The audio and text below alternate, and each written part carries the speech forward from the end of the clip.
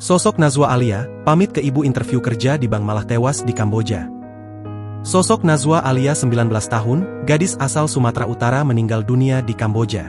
Nazwa Alia meninggal dunia usai dirawat beberapa hari di sebuah rumah sakit di Phnom Penh.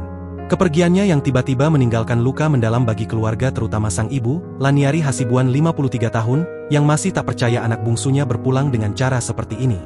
Sebelum meninggal dan pergi ke Kamboja, Nazwa ternyata sempat berbohong kepada ibunya.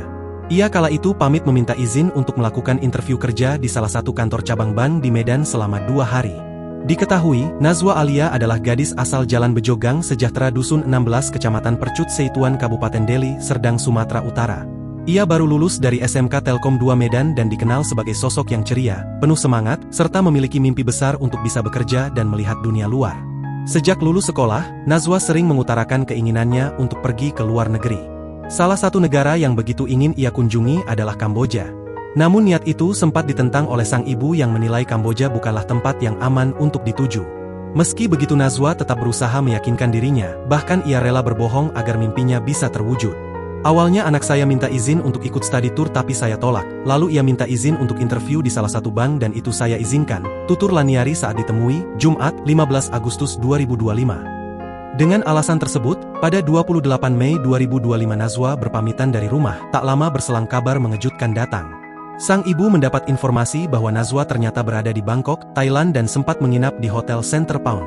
Saya sempat pingsan saat mendengar itu, waktu saya tanya dengan siapa ke Bangkok, Nazwa bilang bersama teman PKL-nya, tapi setelah saya desak ia mengaku pergi sendiri, ucap Laniari. Sejak saat itu komunikasi antara Nazwa dan ibunya semakin renggang, bahkan Nazwa sering menolak untuk mengangkat telepon dari sang ibu. Laniari yang panik sempat berencana melaporkan anaknya hilang ke Polsek Medan Tembung, namun laporan tersebut ditolak karena keberadaan Nazwa sudah diketahui dan ia bukan lagi anak di bawah umur. Perjalanan panjang penuh kecemasan itu akhirnya berakhir pada Kamis, 7 Agustus 2025. Pihak Kedutaan Besar Republik Indonesia di Phnom Penh memberi kabar bahwa Nazwa sedang dirawat di sebuah rumah sakit di Kamboja. Namun Laniari tidak diizinkan untuk langsung berangkat ke sana. KBRI melarang saya datang ke Kamboja karena katanya anak saya benci melihat saya. Mereka sarankan adik saya atau keluarga lain yang berangkat, kata Laniari lirih.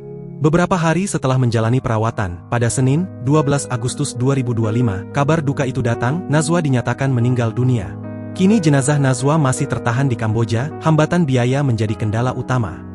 Untuk memulangkan jenazah ke Indonesia, keluarga membutuhkan sekitar $8.500 atau setara 138 juta, jumlah yang mustahil mereka penuhi sendiri.